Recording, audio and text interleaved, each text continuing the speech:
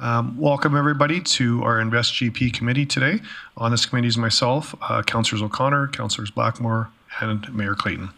And so we'll get started and we'll go to our reports and our service area update. And I'll look for, I believe Mr. Harp is online to give us an update. Thank you, Councillor Watt. From an Invest GP committee update on an economic development standpoint, we actually had 13 new businesses receive congrats emails. 5 of those were home-based. So far, year to date, we have 37 new businesses total, 23 of which being commercial and 14 home-based. So great sign for our local economy there. From a grants and incentives standpoint, we had 1 new training grant that was approved for the Economic Recovery Program. And from an event standpoint, coming off a very, very successful 14th annual Growing the North Conference, there was over 400 delegates in attendance, very well received, lots of great discussion, excellent energy, which is all great signs. We also, while we were there, Invest GP participated in 2 business roundtables, one with the Business Council of Alberta and another with the Parliamentary Secretary for Small Business. From an investment attraction standpoint, last week we provided an economic update for a local real estate investment forum, and as well, Mayor Clayton presented at the Real Estate Innovation Network Conference on Grande Prairie and local economic development. And lastly, from an events and entertainment standpoint, very excited to announce that our box office at the Bonus Energy Center is going to go live with this new ticketing platform on Wednesday, March 1st, and very confident that fans who are looking to purchase tickets for all events are going to experience much greater functionality and ease of purchasing, especially on their mobile devices, which obviously the trend in our market, like other markets, is that's where the vast majority of transactions are happening. So very excited about that. And lastly, the Northern Rhythm Music and Art Festival is going to be hosting their event in the Bowes Center for 2 nights. That's March 3rd and 4th. And that full festival lineup can be found at bonusenergycenter.com. So that's for our update for this week. Okay, thanks for that, Mr. Harp. Any questions? Okay, seeing none, thanks for that. We'll get back to you a little bit later on in the meeting, and we'll move on to our next agenda item, development permits. And I will look to administration to present this, please. Administration has received a development permit application for the change of use, discretionary use to a cannabis retail store at the existing commercial business center located at 9312 100 Street in a commercial transition CT district, where a retail store cannabis is listed as a discretionary use, and the Invest GP committee is the development authority. The property is located, as you can see in the report, on the corner of 93 Ave and 100 Street, and is surrounded by vacant land to the north, residential developments to the west, east, and south. As per the land use bylaw, administration has sent out a notification package to all adjacent property owners. There were 7 adjacent property owners located. You can see the map in the report, attachment 4. At the time of writing of this report, the administration has not received any correspondence from adjacent property owners. There are no financial implications with respect to this development permit. The proposed development meets the intent of the definition for a cannabis retail store and all the requirements of Land Use Bylaw C-1260. Therefore, administration recommends that the Invest GP committee approve development permit PL 230014 for the change of use, discretionary use, to a cannabis retail store at 9312 100 Street. Through the chair, that concludes the report. Okay, thank you for that, Mr. Tobin. Any questions for administration? Not seeing any questions from our council here or anybody online. Nope, not seeing any questions. So thanks for your report. Oh, sorry, Councillor Blackmore. Did you want to do the business from the report?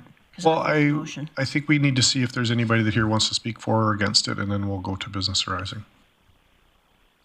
The applicant is here to speak for. It's up to you if you want to come forward and speak. Just if you guys have any questions. Okay. We look like we're pretty comfortable with it appears. So I would look for business arising if the proponent's not interested in coming to speak on behalf. Or sorry, before I do that, do I need to ask if any? Okay. So we'll just make. Is there anybody else that would like to speak in favor of this? Anybody else would like to speak in favor of this? Not seeing anybody in chambers or online. We'll ask one more time. Anybody else to speak in favor? Okay, not seeing any. Is there anybody to speak opposed to this? We'll call a second time. Anybody to speak opposed to this? And lastly, nobody's stepping forward to speak opposed to this, so we'll close that off and we'll go to business arising, please. So Councillor Palat needs to go through that process to meet legal requirements, so he's not really that eager to say it.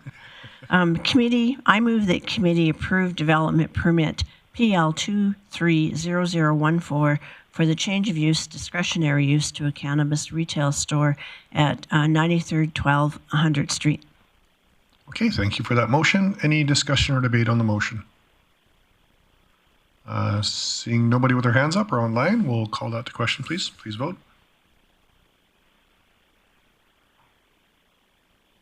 And that carries unanimously. Thanks again, Mr. Tobin, for coming in for that. We'll move on to our next item, and 3.3, the inspection frequency, and I'll look to administration to present this one, please.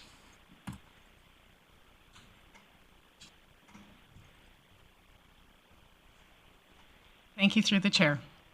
I'm assuming you've reviewed the report I've provided, so I'll just touch on some highlights and then be prepared to answer any questions you may have.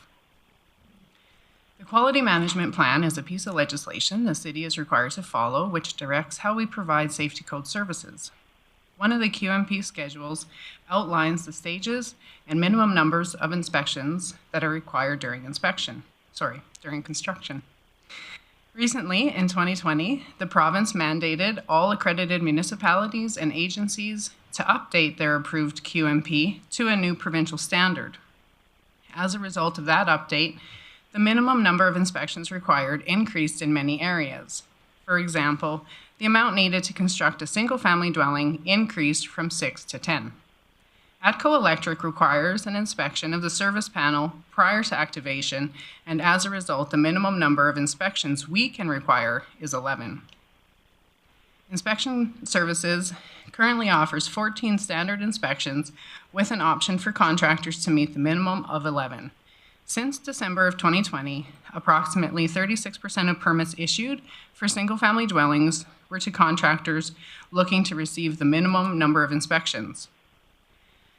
Delivering a higher volume of inspections than what's minimally required is Inspection Services' standard level of service. To add to that service, we continue to offer a reduced number of inspections to contractors when requested, and administration recommends that committee receive this report for information. And through the chair, that concludes this report from administration. Okay, thank you for that. Any questions for administration on that? I'll just call my own number on it, and I appreciate you guys getting it back to me. One thing I'm hearing from ministry when this came out that I had a few reach forward is our process around winter foundations. I'm just wondering if there's anything that can be, I guess the concern is that from what I'm hearing from peers in that industry and when I've done a little research is there's very few jurisdictions actually following through on that, and our city's one of the few that are doing that. Is there a reason that we're choosing to do that when other jurisdictions aren't choosing to do it, or? Yeah, so as with anything, when we review our processes and what we're doing and why we're doing it, of course, we're doing it because it's what's listed as minimum requirement in the code. And when we call around to other municipalities, we're getting a different stories than what contractors receive. Because of course, any municipality we reach out to, they assure us that they're following the same process that we're implementing. Okay, well, I guess I'll have to reach back on some peers on that one and ask them where the discrepancies coming on it.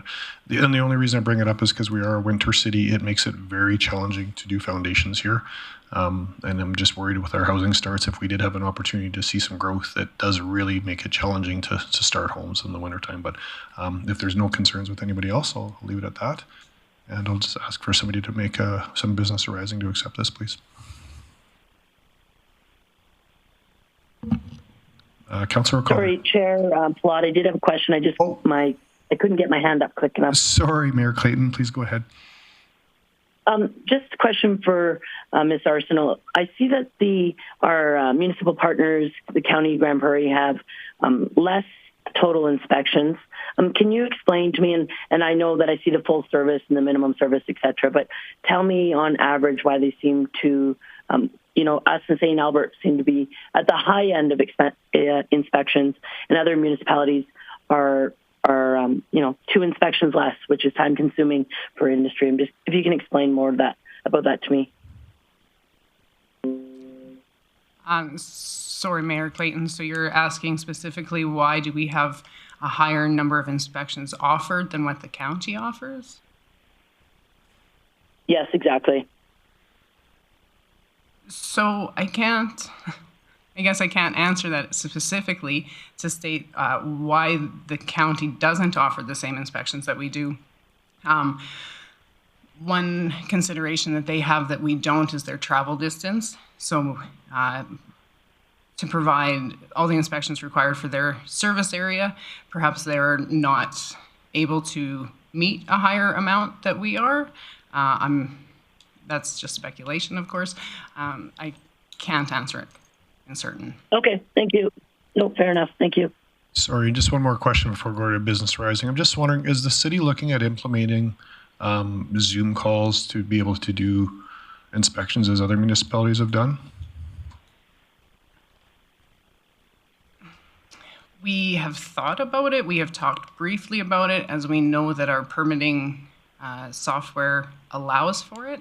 But in the conversations we've had, it does not seem that it's being overly successful where it is currently being offered. So at this time, it's not an active route that we're looking at going to, but. Okay, I'll have to give that some thought because I'm hearing quite the opposite of that. So I'll have to reach back to some peers and see why they're really big proponent of that, because I'm hearing great successes of that in other communities from building industry. So, but if there's no other comments or questions, I'll go back to Councillor O'Connor for Business Rising. Yes, I'd like, I'd like to move that we accept this report for information. Okay, thank you for that. I'll pop up an e-scribe here in a minute. Please vote.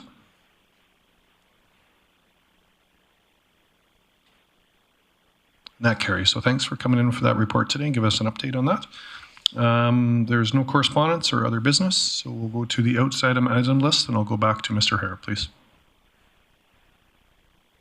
Just for an outstanding item list, I would recommend that we remove item 1241, as we've covered that off today. The other 3 items on the list as presented are still on track to be delivered.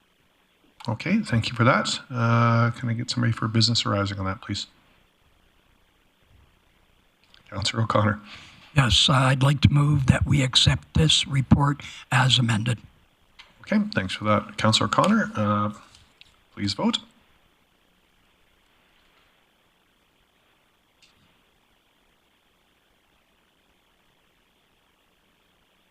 And that carries. And so with that, we will close off our Invest GP meeting. We'll just take a few moments to reset for our next one. Thank you.